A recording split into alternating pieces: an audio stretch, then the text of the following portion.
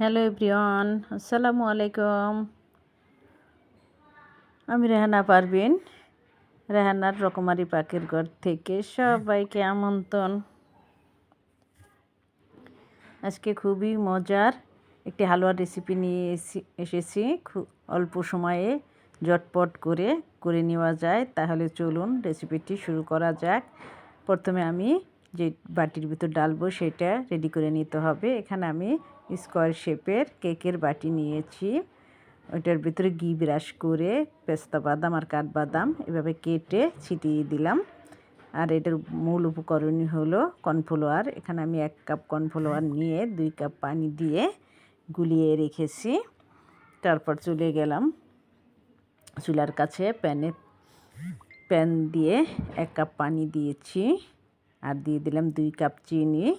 পানিটা বলক তোলার পর খুবই মজার হালুয়াটা খুব অল্প সময়ে এটা করে নেওয়া যায়। আশা করি আপনাদের ভালো লাগবে। চটজলদি করে আপনারাও করে নেবেন আশা করি। পানিটা বলক তোলার পর যে কর্নফ্লাওয়ারটা গুলিয়ে রেখেছিলাম সেই মিশ্রণটা ঢেলে দিলাম। দিয়ে নাড়তে থাকতে হবে যাতে দলা বেঁধে না যায়, সেদিকে খেয়াল রাখতে হবে। আশা করি ভিডিওটা ভালো লাগবে। ভালো লাগলে লাইক কমেন্ট শেয়ার করে পাশেই থাকবেন। ফেসবুক থেকে যদি দেখে থাকেন আমার পেজটি ঘুরে আসার অনুরোধ রইল। ভালো লাগলে পেজটি ফলো করে পাশে থাকবেন। আর ফলো দেওয়া থাকলে অসংখ্য ধন্যবাদ। এই যে দেখেন এভাবে নাড়তে নাড়তে যেরকম সাদা হয়ে গিয়েছে, এভাবে নাড়তেই থাকতে হবে। এবার বাকি উপকরণগুলি দিয়ে দেবে। যে দেখেন স্বচ্ছ দেখায়, এরকম হয়ে গেলে মনে বুঝবেন যে হ্যাঁ উপকরণটা হয়ে গিয়েছে। এখন আমি দিয়ে দিলাম পরিমাণ মতো লবণ। আর লবণ অবশ্যই দিবেন, মিষ্টি জিনিসের ভিতরে লবণ না হলে কিন্তু টেস্ট ভালো পাবেন না, তাই লবণ দিবেন। আর দিয়ে দিলাম 2 টেবিল চামচ ঘি আর পরিমাণ মতো অরেঞ্জ কালার। আপনি যদি হালকা কালার করতে চান তাহলে আরেকটু কমিয়ে দিবেন, আর যদি একটু গাঢ় করতে চান সেটা একান্ত আপনার উপর নির্ভর করে। তবে এই হালুয়াটা একটু গাঢ় টাইপের হইলেই দেখতে ভালো লাগে। আর বিশেষ করে এটা আপনি অরেঞ্জ না দিয়েও কিন্তু লালও দিতে পারেন। তবে সব দোকানে বা যে কোনো জায়গায় অরেঞ্জ কালারই বেশি থাকে, তাই আমিও অরেঞ্জ করলাম।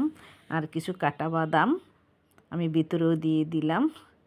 ভিতরে অবশ্যই দেওয়ার চেষ্টা করবেন, তাহলে খেতেও ভালো লাগে, দেখতেও ভালো লাগে। আর এই যে দেখেন আমার হালুয়াটা কিন্তু পরাই হয়ে আসছে, স্বচ্ছ হয়ে গিয়েছে।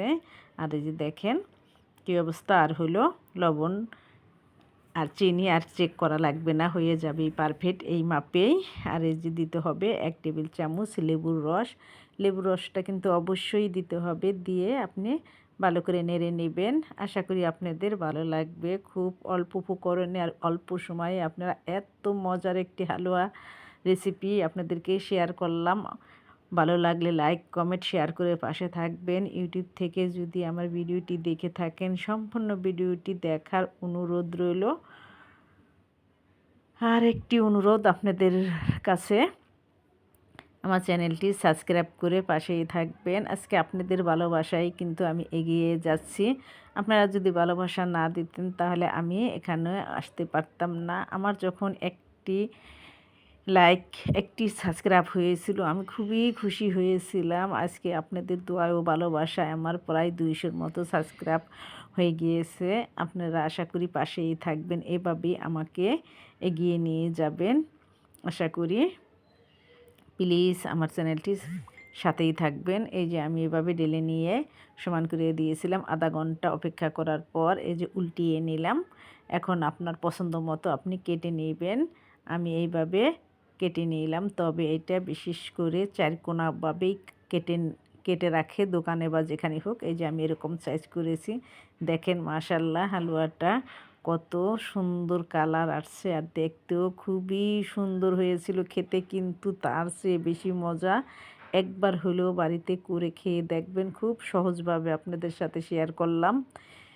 একদম নতুন বন্ধুদের জন্য উপকারে আসবে। আজকে বিদায় নিচ্ছি। আল্লাহ হাফেজ।